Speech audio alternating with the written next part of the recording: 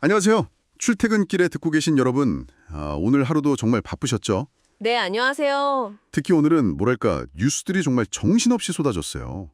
일론 머스크가 트럼프 전 대통령한테 사과했다는 소식도 있었고 네, 그 소식 저도 봤습니다. 거의 다 왔다던 미중 무역 협상 소식까지 진짜 정신이 하나도 없더라고요. 근데 여기에 또 미국 소비자 물가지수 CPI가 예상보다 낮게 나왔는데도 시장은 왜 빠졌을까요? 그렇죠. 그 부분도 참 궁금한 지점인데요. 네. 오늘 저희랑 같이 이 복잡한 상황 핵심만 좀 빠르게 짚어보시죠. 좋습니다.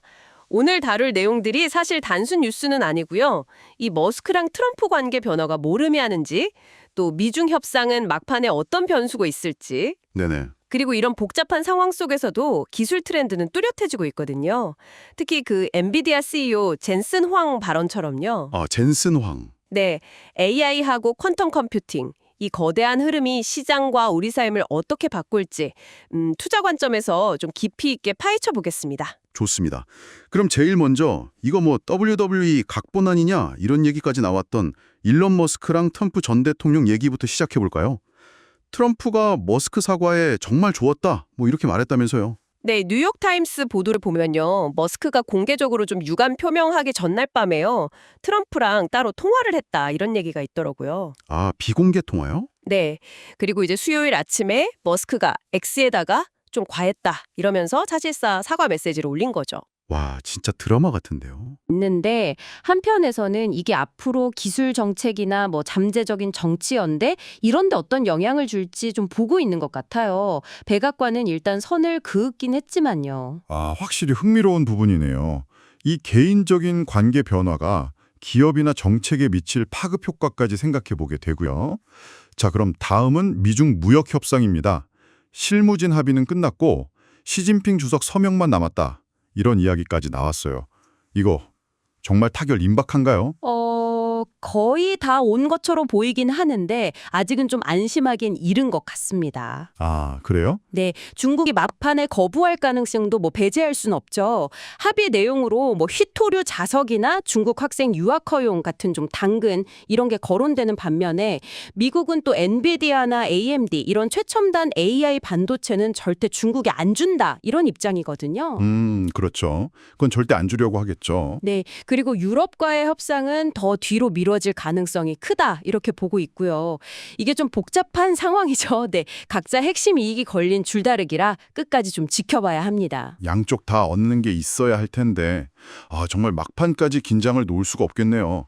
근데요, 저는 더 궁금한 게 시장 반응이에요. 인플레이션 우려를 좀 덜어줄 수 있는 낮은 CPI가 나왔는데 왜 주식시장은 오히려 하락했을까요?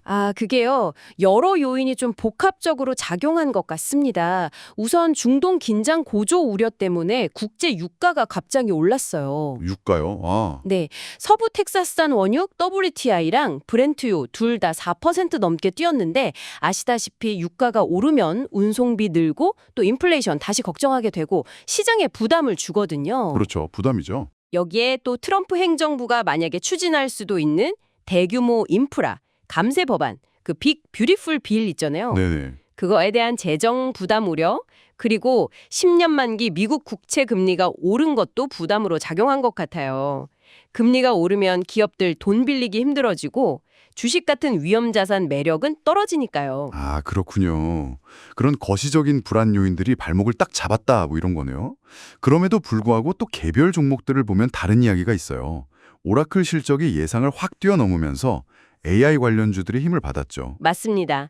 오라클이 클라우드 인프라 쪽에서 연 70% 성장 전망을 내놨어요. 정말 놀라운 수치죠. 70%요? 대단하네요. 네, AI 수요가 여전히 정말 폭발적이구나. 이걸 다시 보여준 거죠. 덕분에 뭐 엔비디아, AMD 같은 AI 핵심 기업들 주가가 같이 올랐고요. 네. 반면에 그 반려동물 용품 업체 추이는 실적이 좀 기대에 못 미쳐서 하락했고, 그리고 새로 상장한 우주 방산 기업이 있어요. 보이하죠. 여기는 첫날 더블 이상 급등하면서 시장 시선을 확 사로잡았습니다. 와, 첫날 W 대단하네요. 바로 이 지점에서 엔비디아 CEO 젠슨 황 발언이 더 의미심장하게 들리네요. 퀀텀 컴퓨팅이 변곡점을 맞고 있다. 이렇게 얘기했잖아요. AI에 이어서 퀀텀까지 기술 지형이 진짜 빠르게 변하고 있다는 신호일까요? 정확합니다. 젠슨 황은 퀀텀 컴퓨팅, 그러니까 양자역학 원리를 이용해서 기존 컴퓨터 한계를 넘는 초고속 연산 기술이 이제 중요한 전환점을 맞고 있다 이렇게 본 거죠. 아하. 실제로 뭐 아이온큐나 리게티 같은 관련주들도 좀 움직였고요. 오라클 실적에서 본 것처럼 AI 인프라 수요가 폭증하는 거랑 같이 보면 AI와 퀀텀 컴퓨팅이 그냥 유행이 아니라 산업 구조 자체를 바꾸는 뭐랄까 메가 트렌드가 되고 있다? 이렇게 볼 수 있습니다. 듣고 보니 정말 그러네요. 요즘 쥐완만 봐도 검색 대신에 챗GPT 같은 AI한테 물어보는 경우 진짜 많아졌잖아요. 네, 맞아요. 뭐 세금 문제든 간단한 경제 상식이든 AI가 답을 주는 시대가 확 다가온 것 같아요. 네, 바로 그 점이 중요합니다. AI 챗봇 다운로드 수가 막 늘고 일상적인 정보 얻는 방식 자체가 바뀌는 것. 이게 AI가 우리 삶 깊숙이 들어오고 있다는 증거죠. 이런 변화 속도나 파급력을 생각하면 앞으로 뭐 투자 전략을 짜거나 비즈니스 기회를 찾을 때 이 메가 트렌드를 빼놓고 생각하기는 좀 어려울 겁니다. 오늘 진짜 많은 얘기를 나눴네요. 머스크 트럼프 관계 재설정 가능성부터 미중 협상의 불확실성, 또 엇갈리는 시장 신호 속에서 부각되는 AI와 퀀텀 컴퓨팅이라는 거대한 기술 흐름까지. 정말 정신없지만 중요한 변화의 지점들을 확인한 시간이었던 것 같습니다. 맞습니다. 이렇게 불확실성이 높을 때는 오히려 이런 큰 변화의 반향성을 읽는 게 중요하거든요.